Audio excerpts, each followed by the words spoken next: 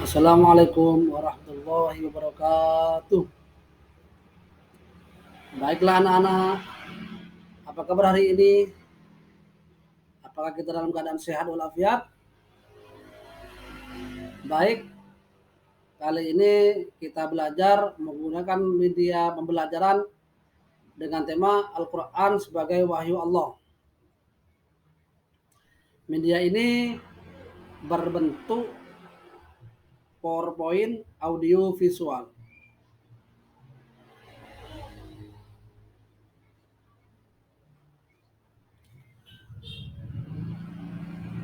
Kompetensi dasar dari pelajaran kita hari ini yaitu yang pertama, menghayati Al-Quran adalah wahyu Allah Subhanahu wa ta'ala yang pasti kebenarannya. Mengamalkan sikap santun dan kritis dalam menuntut ilmu, menganalisis pengertian Al-Quran dan wahyu menurut para ulama, menyajikan hasil analisis pengertian Al-Quran dan wahyu menurut para ulama.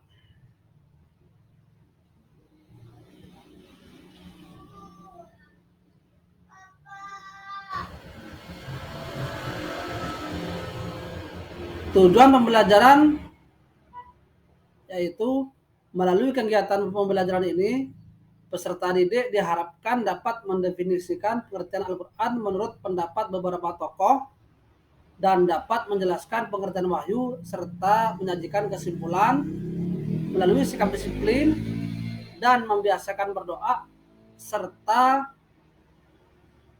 membaca Al-Quran dengan baik dan benar serta memiliki 4 keterampilan: kritis, kreatif, kolaboratif, dan komunikatif sebagai implementasi dari pemahaman tentang pengertian wahyu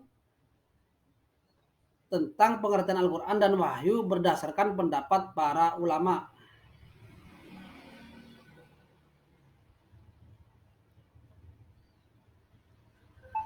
Baiklah, beberapa pengertian Al-Quran menurut para ulama. Yang pertama Al-Lihani, yang kedua Subhi Saleh, yang ketiga Syekh Muhammad Abduh, yang keempat Al-Farra, yang kelima Imam Syafi'i, yang keenam Al-Asy'ari, yang ketujuh Az-Zujaj.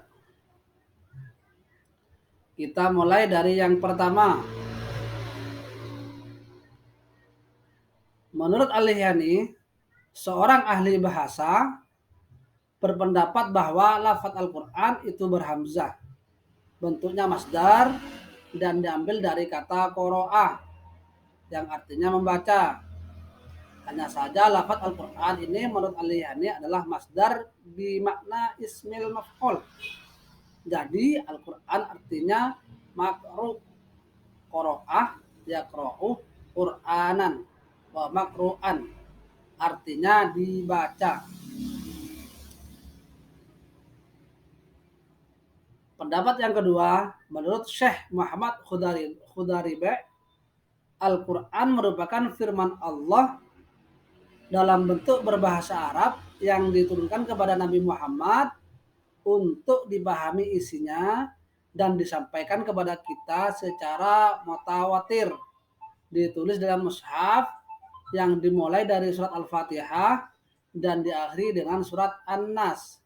Itu pendapat yang kedua, yaitu pendapat Syekh Muhammad Khudaribe.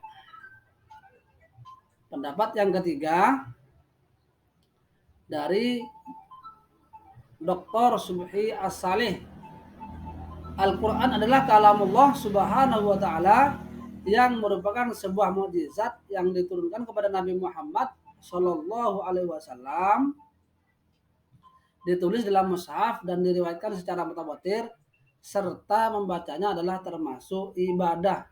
Ini menurut Dr. Subhi As-Salih.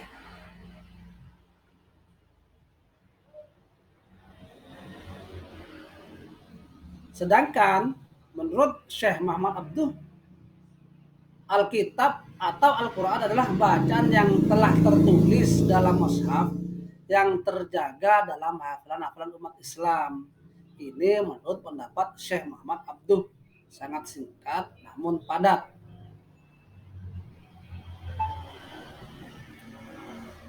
Selanjutnya Menurut Al-Farra, Al-Quran berasal dari kata al-qarainu yang merupakan bentuk jamak dari korinatun yang berarti petunjuk atau indikator. Mengingat bahwa ayat-ayat Al-Quran satu sama lainnya saling mengingatkan dan kemudian dijadikan nama kalamullah yang diturunkan kepada Nabi Muhammad Shallallahu Alaihi Wasallam.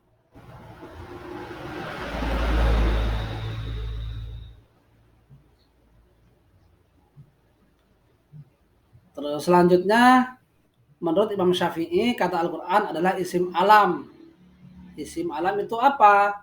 Isim alam adalah nama sebuah benda, bukan bentukan dari kata apapun. Itu menurut Imam Syafi'i. Sejak awal memang digunakan sebagai nama kitab yang diturunkan kepada Nabi Muhammad SAW. Sebagaimana kitab yang terdahulu seperti Taurat, Zabur, dan Injil. Ini artinya menurut Imam Syafi'i, Al-Quran ini memang namanya Al-Quran, bukan bentukan dari kata apapun. Ini menurut Imam Syafi'i. Selanjutnya, menurut pendapat Az-Zujat, Al-Quran artinya adalah mengumpulkan. Karena Al-Quran berasal dari kata Qur'u. Dan firman Allah disebut demikian karena Al-Quran mengumpulkan surat-surat menjadi satu kesatuan. Atau karena mengumpulkan saripati kitab-kitab suci Allah yang turun sebelumnya. Ini menurut Az-Zujaj.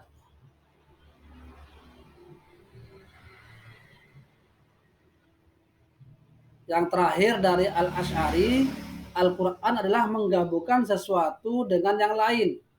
Karena Al-Quran diambil dari kata korona. Dan Al-Quran berarti demikian karena surat-suratnya maupun ayat-ayatnya bahkan huruf-hurufnya saling beriringan dan bergabung satu dengan yang lainnya. Baiklah anak-anak, dari beberapa pengertian di atas bisa disimpulkan mana bagi kalian yang cocok dan tulislah kembali sesuai pendapat kalian.